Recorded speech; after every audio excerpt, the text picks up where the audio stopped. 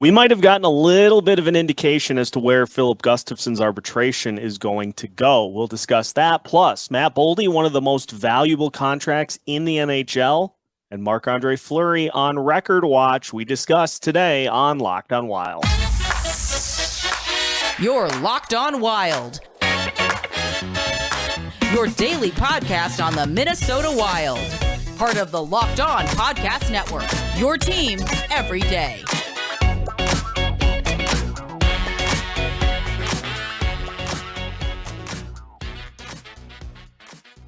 Hello and welcome to another episode of Locked on Wild, your daily Minnesota Wild podcast, part of the Locked On Podcast Network, your team every day.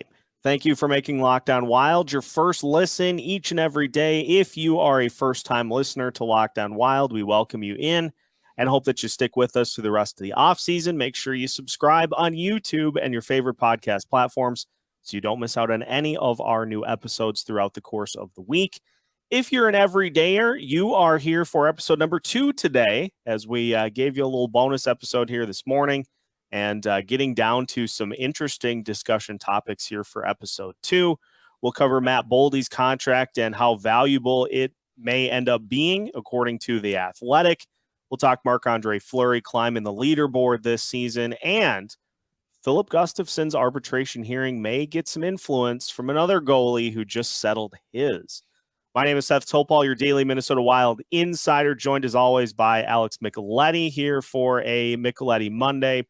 Alex, we are getting closer to Filip Gustavsson's arbitration hearing, and I think we got a pretty good taste of kind of how this is going to go with Ilya Samsanov getting his contract situation resolved.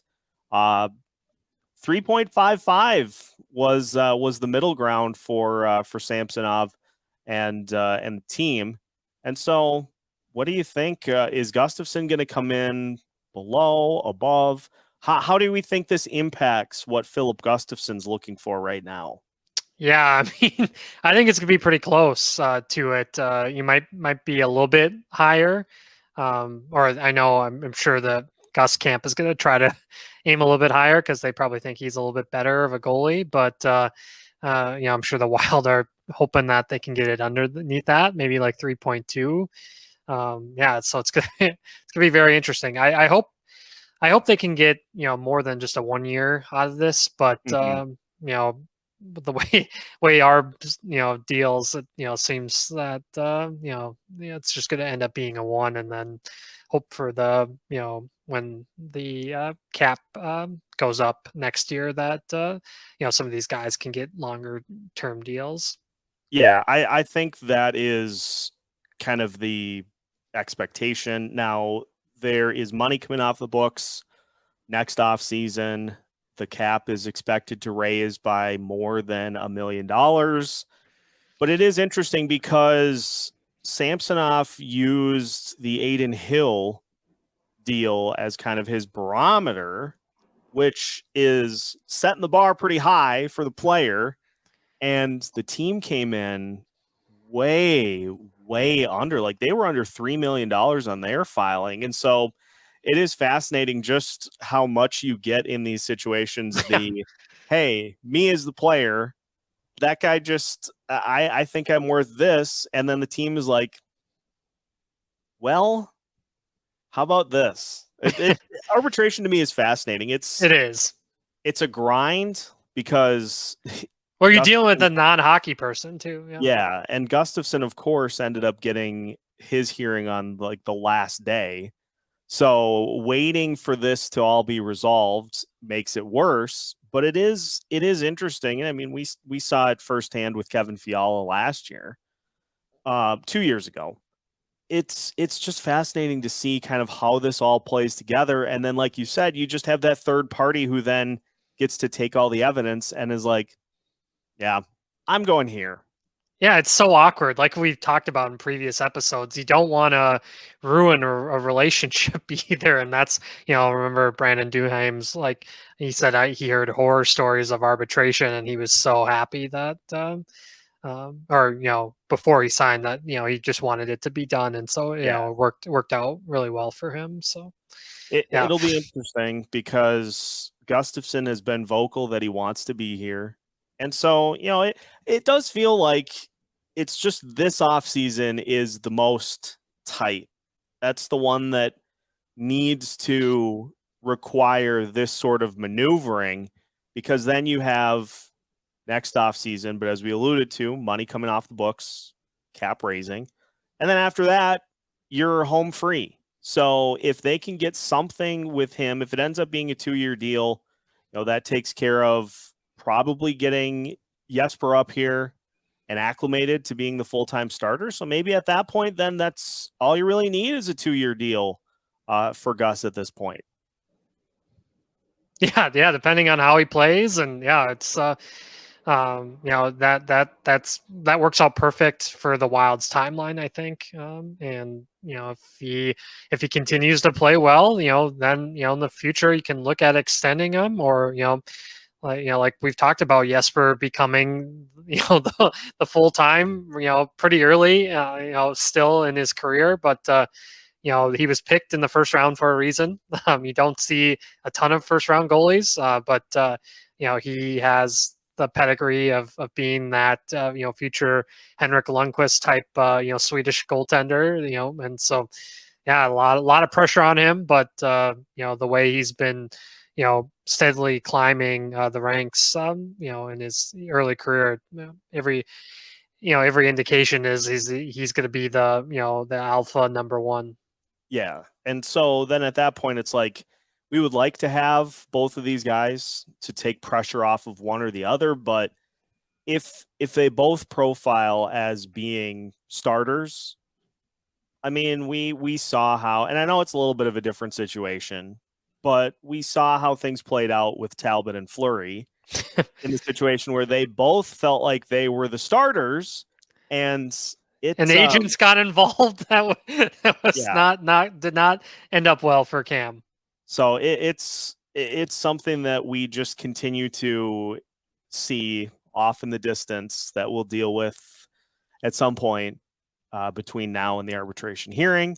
So until we get word that it's taken care of, if there are goalie cases that come up, we'll take a look at them compared to Gus's case. But beyond that, there's not a whole lot that can be done until pen goes to paper. So that is, I suppose, your Filip Gustavsson arbitration update for this Monday. Now, we've got a couple of interesting, fun talkers the rest of the way, because The Athletic put together a list of the 10 most valuable contracts in the NHL. Wild player, we already spoiled it, Matt Boldy, clocked in the top 10. We'll tell you where as we continue today's episode of Locked On Wild after this. Our next partner has a product that I use on an everyday basis. And it all comes down to this. I am a person who was taking multivitamins, had just a ton, 7 or 8 different bottles of multivitamins. You put them all out on the counter and try to get them all in your system before you head off to the workday. And then I get to about noon or shortly after lunch and just absolutely crash. And that's where AG1 comes in, because it simplifies your vitamin and supplement routine in the morning. One scoop in a glass of water is all you need, and you are putting 75 high-quality vitamins right into your system. It also helps with energy, focus, strength, and clarity. I'm not falling asleep at my desk anymore at work, and just feel better through the course of the day. If a comprehensive solution is what you need from your supplement routine, try AG1 and you'll get a free 1-year supply of vitamin D and 5 free AG1 travel packs with your first purchase. Just head to drinkag1.com/NHL Network. That's drinkag1.com/NHL Network. Again, drinkag1.com/NHL Network. Check it out today. Continuing today's episode of Locked On Wild, once again, thank you for making Locked On Wild your first listen each and every day. For the everydayers, as we mentioned on today's first episode, we've got Locked On Wild Boot Camp coming up for you here August 1st. Going to just roll out everything that you need to know about the 2023-2024 season. Plans are in place as we speak, so keep an eye out for that coming up August 1st. Seth Topol joined by Alex Micheletti. Alex, the Athletic, and more specifically, Dom Lashuzin put together a list of the top 10 best contracts in the NHL. And this used a bunch of metrics, including the likelihood, the percentage of value that a player is going to get towards their actual contract if they go over that expected value. And Matt Boldy clocked in at number 5. What we know, he signed the 7-year, $7 million AAV deal. But as the Athletic points out, as Dom Lashuzin points out, there is the expectation that Matt Boldy is going to be able to offer a good value to this team, getting up to as high as a $12.5 million player near the end of the deal. And it's not only on offense, they're also projecting, and I think this is something that gets slept on a little bit, some good defensive value for Boldy throughout his contract as well. Just all around a very, very good decision by the Wild to lock him in at that number early on. Yeah, and then the acquisition of Marcus Johansson, who's probably going to play on the line with Boldy, really skilled player that can set up for Boldy to score a bunch, and then with Boldy playing on the power play with Kaprizov and Zuccarello, I mean it's setting up for him to have a big regular season and then going forward too, and it's nice to have a good centerman like Eck as well, who's plays so well defensively and is just a beast with the puck, and he's got 2 guys that can really help him succeed offensively. So yeah, I would agree with Dom's ranking right there for sure.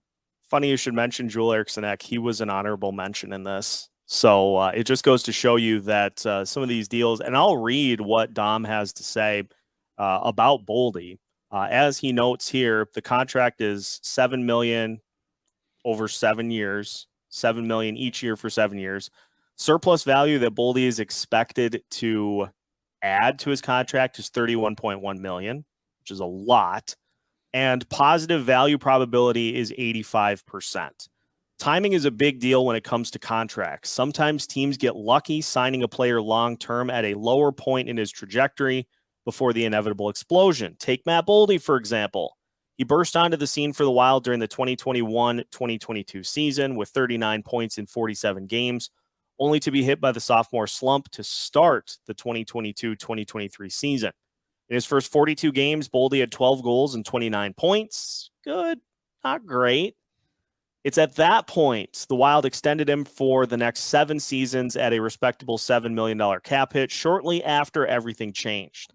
Boldy closed the season with 19 goals and 34 points in his final 39 games, and it was the end-of-season surge that truly showed his potential, and that's why he's such a steal. Boldy went all of February without scoring a goal and had just 4 assists in 13 games after that. He had 15 goals and 23 points in 20 games. The future Wild superstar had fully arrived. It's unfair to expect that production going forward, but it is clear that Boldy is going to be a productive winger for the Wild for years to come with some defensive edge to boot. Like the Sens with Stützle, the Wild have Boldy locked up for his entire prime, and the 22-year-old is likely to get only better with age. And Alex, I think this is the big thing that we want to see with Matt Boldy is, yes, that month of March for him was phenomenal. Mm-hmm. It coincided with Kirill Kaprizov being out of the lineup, and it also preceded that month of February in which he didn't have a goal. And so I think a lot of fans are super encouraged by that end of the season for Boldy, but would just like to see the consistent level and also showing the ability to be that number 2 guy when Kirill is in the lineup. Yeah, 100%. And, I think fans, they want to see a playoff goal too. I don't think he has one, right? So it's, it you can score all the regular season goals you want, but you have to produce in the playoffs too. And so, I think he got a lot of tough love from Bill Guerin too, in the exit interviews. And I think that's really going to fuel and motivate him, coming into this season. And, he has a lot of high expectations on him because he has to help, support Kirill, when they're not, playing together, on the power play. At 5-5, he's going to have to drive play on his line, and exactly like you said, be the number two, and as this team, as he goes on his career, he's going to be even put into higher spots most likely with Zuccarello probably moving on, and so. The hope is maybe you play him with Kaprizov at some point 5-on-5. Every time they've done it, they do it in short spurts, like after penalties are expired. It's really fun to see those guys, just how dominant they are together. I'll never forget the first time Dean did that. I was like, excuse me? Like, what are we doing here? But he does offer a little bit of that versatility that you can put him at center. With Kaprizov and Zuccarello. And so here's to hoping we see more of that. I will note as well, interestingly enough, the Athletic has projected value for Boldy for 2023-2024. And we're going to talk about projections more in depth as we get closer to the season. They have Boldy pegged for 32 goals and 40 assists.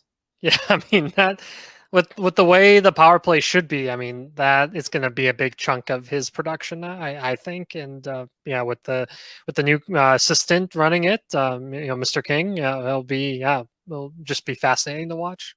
So there you have it, Matt Boldy, 5th best value contract in the NHL as of now. You can check out more of that article from Dom at The Athletic. We've got Milestone Watch coming up as well this season. Marc-Andre Fleury climbing the leaderboard. And so we'll discuss that to finish today's show after this. Final segment of today's episode of Locked On Wild. Once again, thank you for making Locked On Wild your first listen each and every day. For the everydayers, again, keep an eye out as we get closer for Locked On Wild Boot Camp. We are going to take you through everything you need to know about the Minnesota Wild, including how they stack up amongst the rest of the division and the Western Conference as well. We've got crossovers planned with other Locked On Wild hosts. We will be having some other guests as well. We're putting you through the ringer in August and September as we get closer to the start of the season. Alex, Wild PR put out the following tweets. Actually, I think it was NHL PR retweeted by Wild PR. Marc-Andre Fleury enters his 20th season, just 8 wins shy of the second most in league history. How many games will Fleury need in 2023-2024 to pass Patrick Waugh for the number 2 spot on the all-time wins list? I put, in jest, I said 9. But let's look at this, because the expectation this year, once Filip Gustavsson signs, is that it's not going to be a 1A, 1B. It will be Gustafsson as the starter, and it will be Fleury as the backup. So there's going to be a reduced workload, you would imagine, for Fleury. But, what do we expect from Marc-Andre Fleury as this season gets going? He's a year older, and he had some great moments throughout the course of the season. But it seems just more and more like his play style is the exact opposite of what Filip Gustavsson brings on the ice. And I got to imagine that is tricky for the team to navigate, especially when you have those guys playing back to back. Yeah, I think they're really going to pick and choose, who he plays against. Maybe, against some opponents that aren't, as high firepowered. Try to find when spots in the schedule where teams are playing off a back-to-back, so you're getting their backup goalie, and they might be tired from the previous game, and so that might help just with with the way Fleury plays, like you said, kind of just helter-skelter sometimes, kind of all over the place. His athletic, you could put it, type of style. It's clearly worked for him, but for whatever reason with the Wild, how they play defensively, it's sometimes it can get away from from him a little bit, and you let in multiple goals in a short amount of time. And so I think kind of like how they did it before Gus kind of went on his really hot streak, they really kind of sheltered who Gus played with, and so now it might be the complete opposite. And so I think they're going to be highly motivated though to get Fleury that record as quick as they can, because I think both sides realize that this is the end upcoming, and it'd be really fun for him to do it at home too. I think they'll definitely try to if once they get pretty close, if they can find a game that he can do it at home, that that brings in people. And that people live for those types of games, to be in where, hey, this is where Fleury broke or continued to break a record. So just looking at the schedule, the first back-to-backs for the Wild, ironically, are the Sweden games on the 18th and the 19th of November. So you would imagine he'll get one of those, probably Ottawa, Ottawa, because then you play Toronto in the next one. So that would be my guess there, but they start against the Florida Panthers on the 12th of October. Then you play at Toronto, at Montreal. So maybe one of those. Probably, if it's me, I probably go Gus Fleury. Yeah. And play Fleury against Montreal on the road. Then you have the Kings and the Blue Jackets and the Oilers at home. So at Montreal, home against Columbus, probably your first two Fleury starts. Then you host Edmonton on the 24th. At Philly. Don't want him against Edmonton. No. At Philly, at Washington, at New Jersey. At Philly, at Washington, at New Jersey to finish off October. So Fleury at Philly, and then maybe Washington too. And then Gus definitely gets the Devils. Yes. So probably not going to get it until I would say sometime before the end of the year, because if we use just math, he started 45 games this year and won 24 games. So that's like a 53% winning percentage. And so if you take even that same number, he would be able to do it in like 15 starts, which is probably going to be, again, I'll just put a circle in December and say that that's probably when that's going to happen. You would hope. Yep. If things aren't going well, then that just becomes kind of one of your goals as the season goes. But it should be Gus getting somewhere around 45, 50 starts, and then push Fleury down into more of the 35 to 30 range. I think 50-30 is just about the perfect way to do it. Yeah, I would think Fleury would agree with that, and help keep him healthy as he's another year older, and that's such a demanding position, and I think he is going to have that motivation to to pass an all-time great like Patrick Waugh. He's definitely that's what he wants more than anything, for sure. And it will be interesting to see as well, because the goaltending was so good for this team last season. You would assume that there will be some level of regression, because that's just how sports works. If a thing, no Matt Dumba either. Yeah, if a thing is good, the next year the expectation is that it's going to be slightly worse, especially with the situation that the Wild are in, where they really haven't done much more than retain. There will be a couple of youngsters that will help in the lineup, Brock Faber most notably, but the expectation is that this team is going to slightly fall off from what they did this past season, unless the offense improves from being like dead last in most even strength categories this season. So I would imagine it'll happen sometime either before we flip the calendar to 2024 or shortly after. I don't think it'll be something that they're waiting until the end of the season to get. If that's the case, we have hit a major problem. Yeah, 100%. Yeah, it's just gonna be fascinating. I remember us doing this last year, and after that, Colorado came, and then the start, it was like, oh my god, we were hearing the Bedard early. It was like, oh my goodness, no, we cannot have this team going complete tank mode. But they turned it around. Gus turned it around, and so hopefully. Hopefully with Brock becoming a full-time NHLer, and then hopefully improvements from Kalen Addison 5-on-5. That they can keep it close to that level. Obviously, like you said, regression is probably going to occur, but hopefully they can keep the ship above the water and still make the playoffs. And as I said on today's show, a willingness from the coaching staff to allow these young kids to learn without being afraid of making mistakes or fear of losing their spot in the lineup. Mm-hmm. Marco Rossi. Let's just let these guys learn and learn through potential failure.